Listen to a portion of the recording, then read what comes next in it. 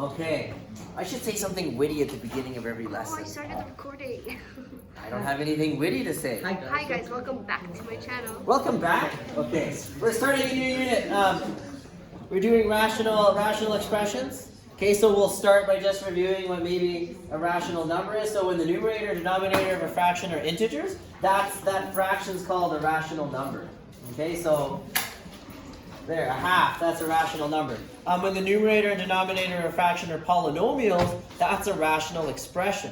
Okay, so a rational expression might look something, well, we'll see one on the next page, but if you got x squared over x plus 1, there, that's a rational expression. Again, rational number is with integers, rational expressions with polynomials. In grade 12, you'll be graphing these. We do a bit of graphing in grade 11, but in grade 11, it's more like laying the foundation so that in grade 12, you graph a bunch of those. Big part of the course, okay? We'll see a graph today. They look sort of scary.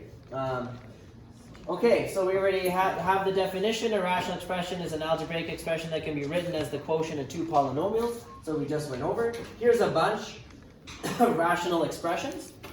Just take a moment to let them marinate in your brains. Okay, so like 2x plus 3, that's a polynomial. Specifically, it's a binomial. 5x plus 4, another binomial. Put a division line in between them, you got a rational expression. Okay, here's a definition thing. Sometimes comes up in grade 12 pre-calc. Sometimes. On the theory questions. A rational expression cannot contain roots of variables. Okay, so cannot have roots of variables or variables as exponents. So for example, this is not a rational expression. It sort of looks like one, but you got a variable up there in an exponent, so that's not a rational expression. It's just a definition thing. Okay? You also can have like square roots of variables and stuff like that, or any roots of variables. So these are not rational expressions. Okay? By the way, what's another way to write the square root of x using a power? This is going back. Wait. X. So I heard it out there. Yes. Yeah, x to the power of a half is the same thing as the square root of x. Okay? So just watch out, like, so that means that you can have roots, but also watch out for fractional exponents, because that's a root of some kind. Okay? All right, so all those definitions out of the way. Let's talk about our first concept here. So we're going to talk about non-permissible values. Remember, you can't have a denominator that's equal to 0, right? So if you have a variable in the denominator, and there's a value that makes that denominator 0, that's called a non-permissible value. And we'll often just call it NPV. Okay? So just like how you can't have the fraction like 4 over 0, right? It's undefined. Like how do you take, 4 things and then break it into 0 groups? Right? Like that's what it means. You're saying, I have 4 things, I want to divide it into 0 groups. Like how do you have 0 groups? Like, does that make any sense? Mm-hmm. No. Right? Like if I got a chocolate bar, and this is a real problem, like, and I'm like, oh, I want to divide it amongst my 0 friends. Like how do you do that, right? You can't. That hit too close to home. Hit too close to home. Yeah, it doesn't make sense. So, same thing right here. If you have a rational expression, there are values where x minus 3 equals 0. What's the value for x if you solve that equation? 3. X equals 3. So x equals 3 is what we call an NPV, or a non-permissible value. This function is not defined if x is 3. Why? If you plug in 3, in the numerator you get 8, right? 3 plus 5. In the denominator though, what do you get? 0. And it's like, well, what does that equal? It's undefined. Okay? So that's what makes it a non-permissible value. Okay? 3. All right, so yeah, we can say it's defined for all values of x, except if x is exactly 3. Okay, so generally what we'll do is if we give you a rational expression, we'll go comma, and then we'll state the non-permissible values, like that. So we'll say x does not equal 3. It'll be your job to calculate those. When you graph them, so we'll look at a graph in a moment, when you graph these things, this is special. Okay, you can write this down right now. Just write down that this turns into a vertical asymptote. Asymptote. ASYM T, and then tote, like totes, like tote my goats. Tote my goats. Oh, we'll see it in a second. If you think back to grade 9, what kind of equation is x equal 3? What kind of line is it? It's a straight line. It's a straight line, yeah. Most lines are straight. Does anyone remember? Horizontal or vertical? Yeah, this is a vertical line. Yeah. You should be talking. Alright. I think we're gonna graph one real soon. Okay. Okay, let's do this first one here. So we're just gonna state non-permissible values. So here is the rational expression. By the way, they can have numbers in them, right? So this is a rational expression because you got a polynomial in it. To find your non-permissible value, just take your denominator and set it equal to 0. So take denominator, set equal to 0, and solve. Right, so lots of you will get really fast, like you'll look at this and you'll be like, well, clearly it's -6, right? But I also recommend showing the work. So like you go x plus 6 equals 0, you solve it, and you get x equal -6. Okay, don't start putting the line through it right here, you'll lose half a mark in grade 12. You'll just say non-permissible value x cannot equal -6, and there it is for the first one. Okay, part B, this one has been factored for us. Okay, if it's not factored, then you will have to factor it in order to be able to solve for the non-permissible values. Okay, so maybe let's add that note.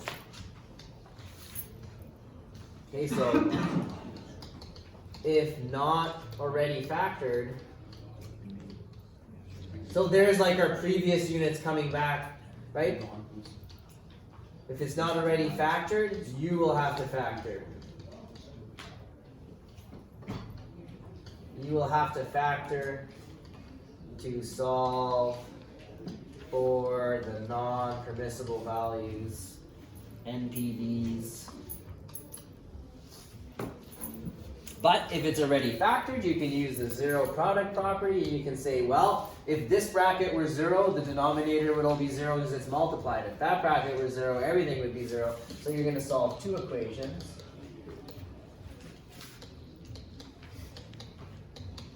So on the first one, you'll get x equals -2. On the second one, you'll get x equals 7/2. And then those are your non-permissibles. So what we'll do is we'll just write NPVs. X cannot equal, and then you can write them on the same line. So you go -2, comma, 7/2. You're done. All right. So that's good. Are there any questions about non-permissible values? It's a big concept. You'll do it in every question, and they become really important when you're drawing these things. A question? Do you have to state, because you said non-permissible values equals, or is x does not equal? Yeah. Do you want to put the not equals there, or do you just put the equals there? Do it like this. Yeah, x cannot equal. Yeah. But when you're solving, like when you're just solving for them, like you don't. Because here you're just solving for when they equal 0, right? So it wouldn't make sense to say x does not equal -2. Yeah, it's a small thing. It's not a big deal, but in grade 12 you would lose half a mark if you did this and then put a does not equal here. Yeah, they're really stingy. Another question? Yeah, this is the first one that we do y cat -6 equals, or y cat is equal. Why can't it equal -6?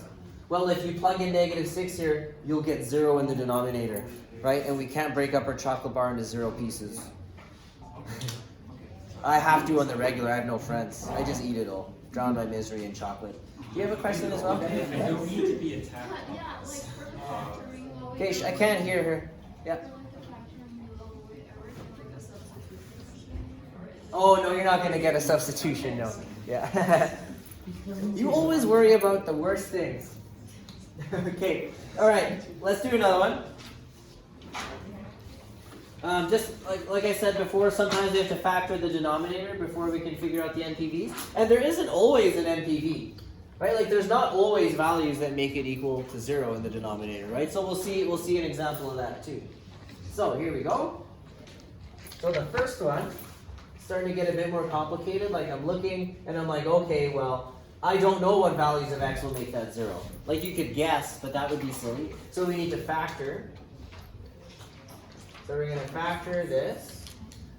So two numbers that multiply to -6 but add up to -1. What do we got? Negative 3 and 2. -3 and 2. You guys are on fire. Okay, so that's my denominator. So now I'm going to go find my non-permissible values. Okay, and if you're fast, like, can we just look at this and be like, oh, well, x equals 3 would make that 0? So I'll say x does not equal +3. And then in this bracket, it would be -2. So you can start taking shortcuts if you're getting it. So there's the first one.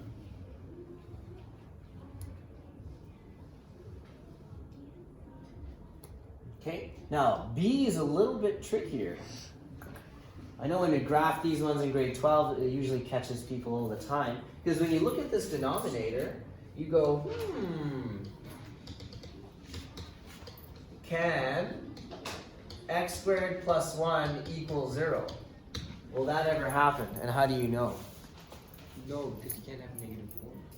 Yeah, so like Kevin's like, well, if I plug in -1, which kind of seems like it could be the answer, go -1 squared, what happens? 2. Now you get +1 and then you get 1 plus 1 is 2. So can you think of a number that when you square it and then add 1 to it, you get 0? No. No. I mean, you basically will never get a negative number, right? Yeah. So you have a number that's never negative plus 1, you'll never get 0. Does that make sense? What if I plug in 0? No, you still get 1. You still just get 1, right? If you're solving it, well, what happens when you solve it? So if you start solving this, you're going to move the 1 over to the other side, and you get x squared equals -1? Yeah. Is that possible? No. Like, right, and you're like, you can't square root a negative number, so it's like, there's no solution to this. Not in the real number system. Okay? So no solution, therefore, there are no non-permissible values. X is an element of the reals. Like, you can plug in any number you like, you'll never get 0 in the denominator. So that's a tricky one, because it's not immediately obvious. So you can sort of waste a lot of time trying to figure out your non-permissible values if you're not careful. All right. Feeling good about this.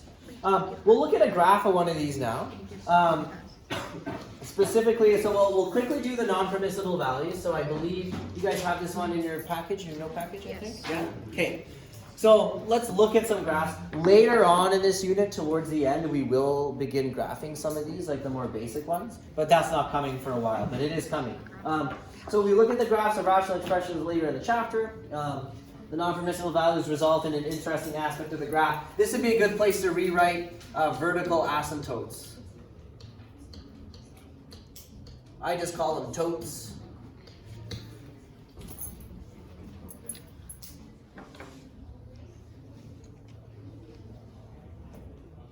So let's find the non-permissible values for this one. Let's see if you guys remember. This is, how do we factor this one?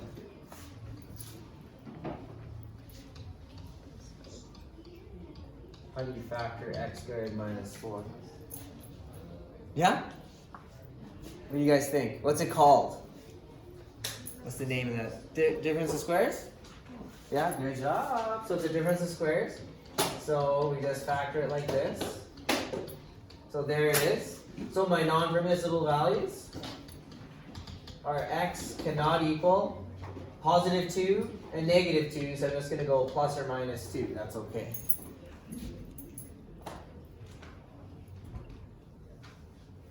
And now we shall look at the graph. I'll do it on Desmos. I was going to just graph it for you guys, but I want you guys to see. So really quick.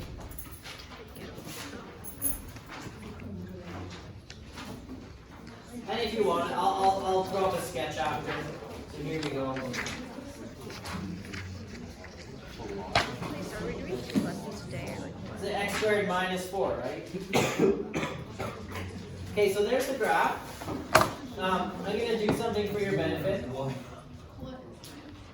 Looks pretty scary. Believe it or not, like I know it looks scary, but these are actually, once you know the theory behind it, they're not like too tricky to draw. I get that right now, you're like, holy moly, like the graph has 3 pieces. Couple things you're gonna notice. What's the piece in the middle here look like? That's a parabola. Okay? Are we surprised that there's a parabola when you have an x squared as your highest degree? No. So maybe it's like, that's not super surprising. It's like, oh, there's a parabola. So there's a connection to the last unit. These L-shaped things, well, that's a little different. The reason for that is, are you noticing anything about specifically the 2 and the negative 2? Like if I start kind of zooming in here, this L shape, will zoom out for a second. There's kind of the general shape of the graph. And it looks like it just goes up crazy when you get to x equal 2. You guys see that? Yes. So that's a vertical asymptote. The graph never actually touches the line x equal 2. So let me pop in x equal 2. So this blue line is now the vertical line x equal 2. And it sure looks like it's touching, right? Yeah. Right? Like as you zoom out, it's like, oh no, they totally touch. But they don't. If I scroll up a bit here and start zooming in, gotta zoom in really far. Do you see how they're not actually touching? So there's x equal 2, the blue line, and then there's my graph. But when I zoom out, it starts to look like they're touching. So that's a vertical asymptote. It's a line that the graph is not going to cross. Okay, I'll plug in the other one. So I'll plug in x equal negative 2, it's the green line. And what's special about those 2 points, negative 2 and 2? Those are the x. What were they when we did our calculation over here? They were the x-intercepts. They're the non-permissible values. Yeah. Yeah. I don't know if they're the x-intercepts. I can say that they're definitely the non-permissible values. Yeah. So your non-permissible values are values that we cannot have on the graph. So they're values that when you graph the graph does not touch, does not go through those points or those lines. Okay? So when we start graphing these, the first step is usually find your non-permissible values. Okay? And then I'll leave the rest of that till when we actually graph them. You got a question over there? Yeah, those 2 lines, they just go straight up. They don't- Yes, they go on forever and ever and ever, all the way up. Yeah, same thing with these. These lines go on forever and ever and ever. I could sit here for the rest of my life and zoom out and stare at this. Okay? Yeah, sounds like fun. It's about as much fun as asking you guys questions. You know, when you guys just stare at me quickly. Yeah. Okay? Scratch these out. Yes, sir. Another question? Does it get closer to negative 2 if you go up? Yes, it gets very, very close, But but it never. is there a point where it just stops getting close and it just goes straight up? Well, It theoretically just continues to get closer and closer to 2, but never actually gets to. It never gets to exactly 2. and then just keep down at the bottom would be the other side of 2, right?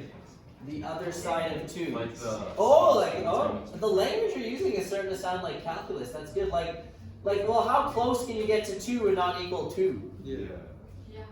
And then from which side do you want to? If you got it on a number line, right? Like, which side are you going to approach 2 from? If you approach this way, then you're going 2.01, 2.001. Like, I can get smaller and smaller and never get to 2, right? And then you're talking about, well, what side? Well, I can come at it from this side and go 1.9. And then I can be like 1.99. I can keep adding 9s and never quite get to 2. Right? So the idea is you can never equal exactly 2. But you can get super, super close to 2. Yeah? Yeah. You see it now? Excellent. When you know where to stop. What you're doing is like what mathematicians do, like they imagine stuff. And then they torture us with their equations.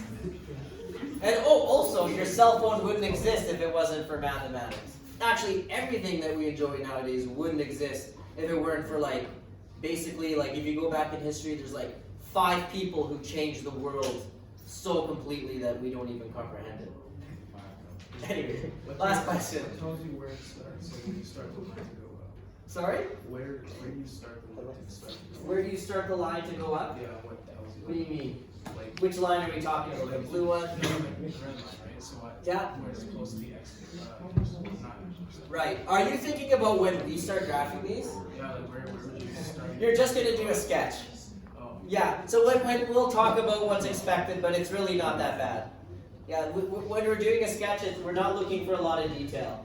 Like we'll be looking for the asymptotes, and we'll be looking for the general shape. So like in grade 12, they're looking for that L shape, and they want 1 point. Like they want you to label 1 coordinate somewhere on this and then have the L shape. And then they'll want the y-intercept. So they just need 1 point per section and then the shape. Yeah. So these are actually not that bad. When we sketch them, like the detail's very low. Yeah, so you don't worry too much. We'll get there. That's coming. We're not anywhere near that yet. I just wanted to show you. Okay? Good. You guys had lots of questions. It's good. I'm happy. We actually had a real conversation. Okay. There's a your turn, but it's exactly the same. Let's just, we have some time. I think. Yeah, we got time. Let's do it. Let's do the your turn. You try it. I'll throw up an answer in about 20 seconds for A.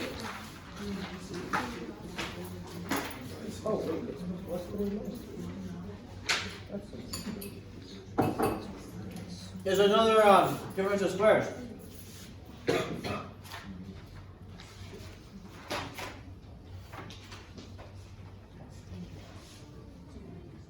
Okay.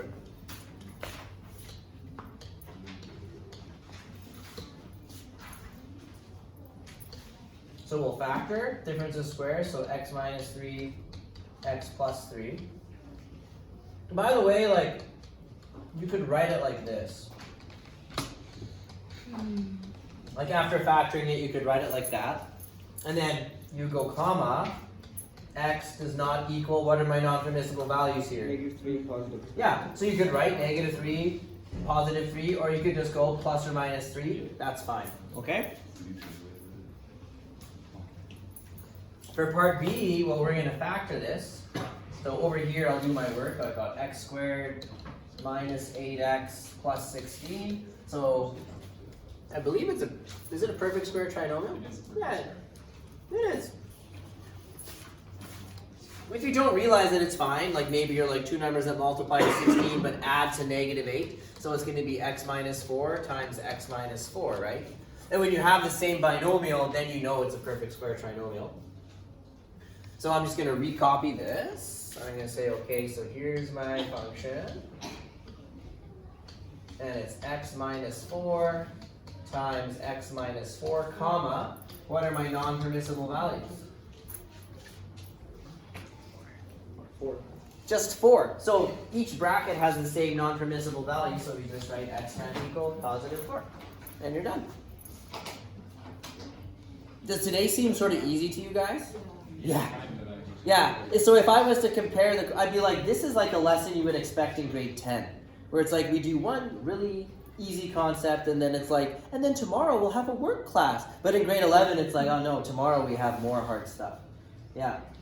So tomorrow I think we get into quite a bit more detail. But that's it for today. One last thing. So for the following rational expression, determine the value of the expression by substitution. Yeah, I guess let's do it, just for some practice. So there's two variables. We're substituting in values and just seeing what happens, okay?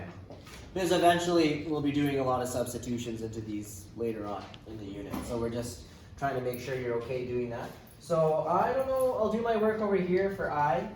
So A is 4. So wherever there's an A, I'm going to use brackets and plug in a 4. And then B is 1. So I'll just use brackets and pop in a 1, and then I'll see what happens when I calculate it out. So let's see, we get 16 times 2 is 32, minus 1 is 31. And then in the denominator, 2 times 4 is 8, 1 minus 8 is -7. There. Okay, so we get a fraction. Hooray! Well, we're all comfortable substituting in and stuff like that. That's the point of it. Apparently we're going to get a problem when we get to number 3. It's like that song, I got 99 problems, but number 3 ain't one. That's not the rules. Okay, I'm going to need you to, like Taylor Swift says, just to calm down. Okay? Oh yeah, she did. That's right, that's a good rendition. Okay, let's do number 2. Just trying to get some giggles. Okay, A is 1, so we'll pop in a 1. You can use that with your friends. You can be like, you know, as our good friend Taylor Swift says, let's all calm down. I don't think I know one person that still listens. Taylor Swift is a gem. Okay. I like Taylor Swift. Yeah, I'll put that on YouTube. I like Taylor Swift. No one's gonna watch 1 them. squared, I like your music. 1 squared is 1 times 2 is 2. And then when you go minus 4, what do we get in the numerator? I'm just gonna cheat and put in there. What do we get in the numerator? -8. Wait, -4. -4. Like in you get 2 Wait. plus Oh, 4? I thought you told me Is it the 6? denominator. Okay. I wasn't sure if I was wrong or okay. So it's definitely 6. Yeah, okay. And then -4 subtract 2 Yeah, -8. I was talking about the denominator. is -6. And then 6 divided by -6? 2 over 4. No, 3 over 4. 3 over, What is going on? Is Wait, it -1? it's -8. Stop speaking so loudly into the camera. No, it's -4 No, it isn't. minus. Are we all in agreement? -4 subtract 2 is -6? Yes? And then 2 subtract -4 is 2 plus 4, so 6. Okay? Let's see what this problem is for number 3. I don't remember. I don't know. Huh? We're probably going to get a 0 or something in the denominator. So here's number 3. Yeah, we are. You do get 0. Oh, we do? Okay, so some of you guys have done it while I was talking about Taylor Swift. Or like literally took 2 seconds to do this. Let's see. Whenever we're substituting, wouldn't we? Yes, I see the issue right here. So, without doing the numerator, I can already see, well, in the denominator I get 4, subtract 4, so I get 0. Okay, so what happened here? We plugged in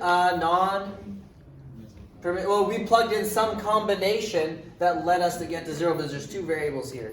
So the problem is that we get not that we get non-permissible values, but that we get 0 in the denominator, which we can't.